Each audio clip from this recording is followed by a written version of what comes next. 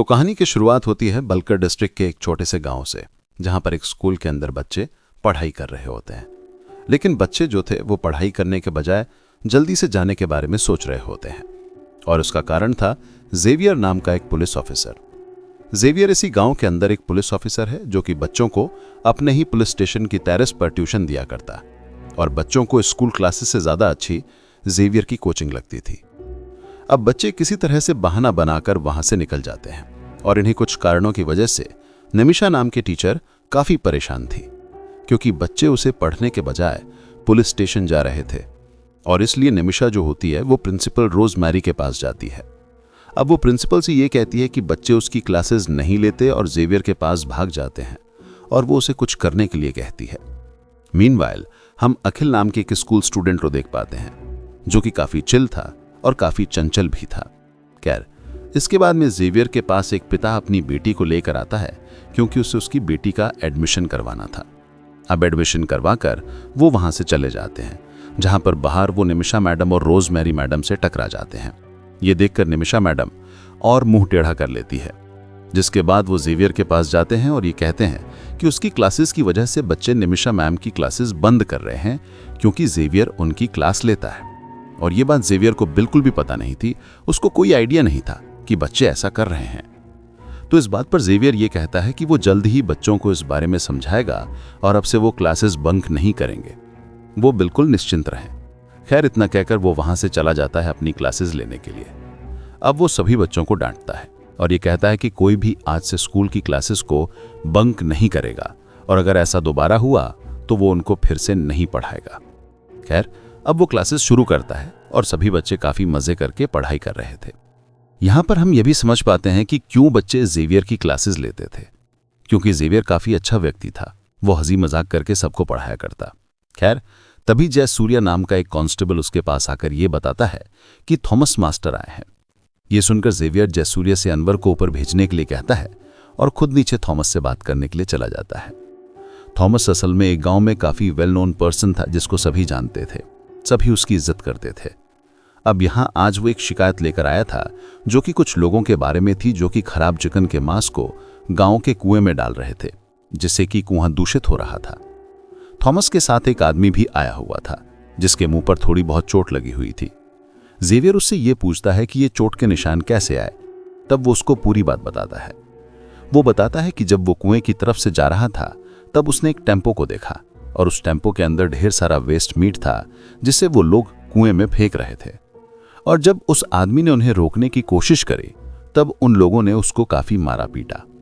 ये सुनकर जेवियर तुरंत ही उससे उस टेम्पो का नंबर पूछता है और अपने कांस्टेबल से उस टेम्पो को ट्रैक करने के लिए बोलता है, जिससे ये बात नजर आ जाती है कि जेवियर कितना एक्टिव ऑफिसर है, और वो सबकी कंप्लेंट्स को सीरियसली लिया करता था। और ऐसे ही जेवियर जो होता है वो ट्यूशन क्लासेस को और अपनी जॉब पर काफी बैलेंस बनाते हुए चलता रहता है। एनीवेज, अब इसके बाद एक और कैरेक्टर का इंट्रोडक्शन होता है, जिसका नाम है आर्या। आर्या भी जेवियर की कोचिंग आती थी, लेकिन हमको पता चलता है कि आर्या का भाई विवेक जो है वो पुलिस ऑफिसर को पसंद नहीं करता था। खैर, इसके बाद हम आर्या और अखिल को साथ देख पाते हैं।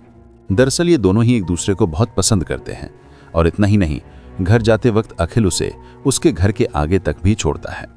खैर, अब आर्या घर जाती है, जहां पर उसका भाई उसको पीटने लगता है, क्योंकि उसने उसे अखिल के साथ देख लिया था। खैर, अब सीन अखिल पर आता है, जहां पर अखिल के पिताजी उसको बियर ट्रैप सेट करना सिखा रहे थे, जो कि जंगली सुअरों को पकड़ने के लिए था, जो कि फसलों को तबाह कर दिया करते थे। खैर, अब सीन अगले दिन पर आता है, और आज क्रिसमस था, इसलिए सभी इसको सेलिब्रेट करने वाले थे। अब अखिल आर्या का इंतजार कर रहा था, और आर्या वहां पर आ जाती है। लेकिन अखिल आर्या के फेस पर ढेर सारे निशान देखता है, और इन निशानों को देखकर वो समझ गया था कि उसे उसके भाई ने दोबारा मारा पीटा है। खैर, अब आगे हम निमिषा मैडम को देखते हैं, जो कि जेवियर के पास आती है, जो कि असल में कंप्लेंट लिखवाने आई थी, जो कि विवेक के अगेंस्ट में थी। वो बताती है कि विवेक आर्या को बुरी तरह से पीटता है, और ये पहली बार नहीं था। विवेक आर्या से तब से नफरत करता है जब से आर्या पैदा हुई थी, क्योंकि आर्या विवेक के 18 साल बाद पैदा हुई, और इसी वजह से विवेक का मजाक बनाया जाता, और वो किस तरह से बनाया जाता वो एक्सप्लेन करने की जरूरत नहीं है। खैर, ये सुनकर जेवियर कहता है कि वो उसे संभाल लेगा। अगले सीन में जेवियर उसी कुएं के पास जाता है, जो कि लोगों ने काफी गंदा कर दिया था। उस कुएं को जेवियर बंद करना चाहता था ताकि उस कुएं की गंदगी से कोई बीमार ना हो। ऑब्वियस सी बात है कि उस पानी की वजह से, स्मेल की वजह से बहुत कुछ गंदगी फैल सकती थी, बीमारी फैल सकती थी। लेकिन इसमें समस्या ये थी कि वो कुआं काफ़ी ज़्यादा महत्वपूर्ण था, क्योंकि कुआं जो था वो मंदिर के पास में ही था। खैर, अब दूसरी ओर शहर के अंदर एक नई लड़की आती है जिसका नाम बैट्स है, और वो कनाडा से अपनी आंटी शर्ली के पास आई थी। अब वो स्कूटी से जा रही होती है, लेकिन तभी उसे पुलिस वाले रोक लेते हैं, क्योंकि उसकी स्कूटी में नंबर प्लेट नहीं थी और लाइसेंस भी कनाडा का था। इसलिए पुलिस उसकी गाड़ी जब्त करके पुलिस स्टेशन ले जाती है। पुलिस स्टेशन के अंदर विवेक आता है, जिसे जेवियर नहीं बुलाया हुआ था।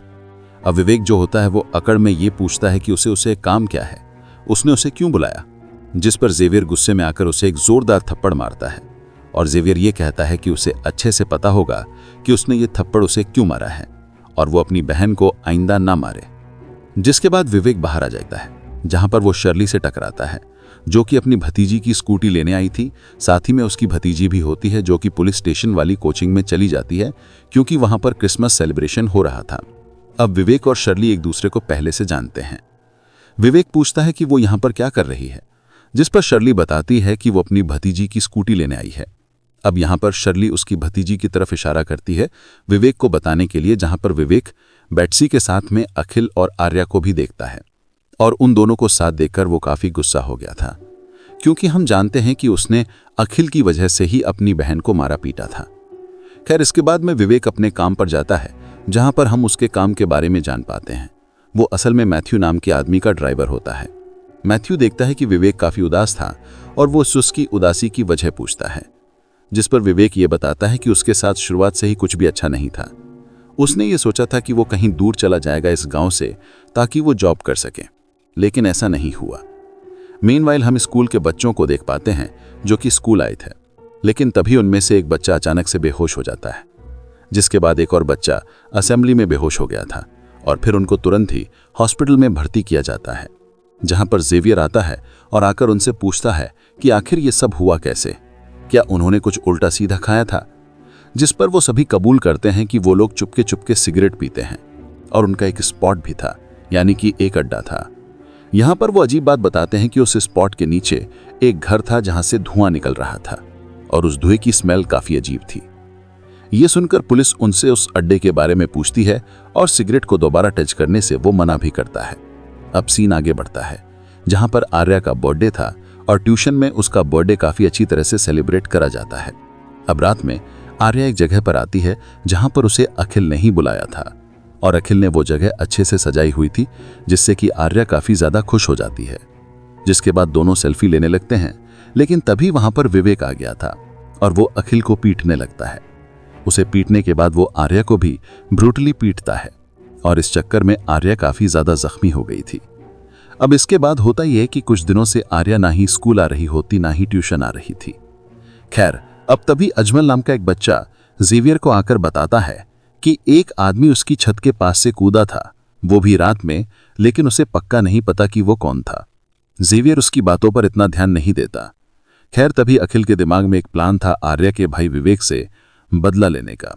इसलिए वो रात में उस कुएं के पास जाता है, जहां पर उसने 2 बियर ट्रैप सेट किए थे, एक कुएं के पास और एक कुएं से दूर।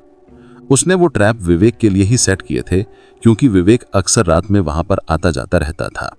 जिसके बाद में वो छुप जाता है, और तभी विवेक वहां पर आता है, जिसके हाथों में काला बैग था।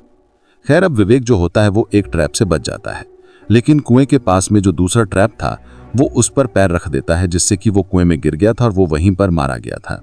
ये देखकर अखिल काफी डर चुका था, और वो कई दिनों तक इसी डर से स्कूल भी नहीं जाता, ना ही ट्यूशन आता। इसलिए एक दिन जेवियर उसके घर आता है और अखिल के बारे में पूछने लगता है। तब उसकी माँ ये बताती है कि उसकी तबीयत ठीक नहीं है, जिसके बाद जेवियर वहां से जाने लगता है।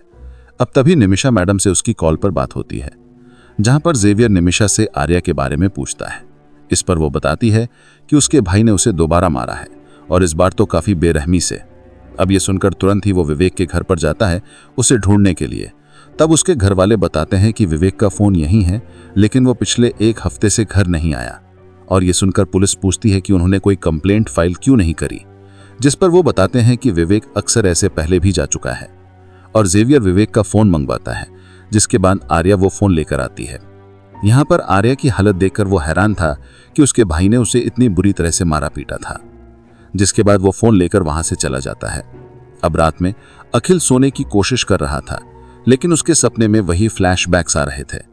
यहाँ पर वो विवेक को मारना नहीं चाहता था, खाली उसका एहसास कराना चाहता था कि मारपीट के बाद कैसा लगता है। लेकिन यहाँ पर पूरा खेल ही पलट गया था। अब अखिल कुएं की तरफ जाकर देखता है जहां पर एक बियर ट्रैप वहीं पर पड़ा हुआ था। अखिल जल्दी से उस बियर ट्रैप को उठाकर घर ले आता है, जहां पर उसके पिता उसको देख लेते हैं ऐसा करते हुए और उसे खाना खाने के लिए अंदर ले जाते हैं। मीनवाइल जितनी भी गाड़ियां कुएं में वेस्ट फेंकने आती हैं, जेवियर उन पर रोक लगा देता है। अब अगले दिन जेवियर विवेक के बारे में जानकारी निकाल रहा होता है, जहां पर वो उसे मैथ्यू के बारे में पता चलता है, जिसके लिए विवेक ड्राइवरी वाला काम करता था। यहाँ पर क्योंकि विवेक एक हफ्ते से गायब था, इसलिए जेवियर को उस पर शक हो रहा था। अब जेवियर मैथ्यू से मिलने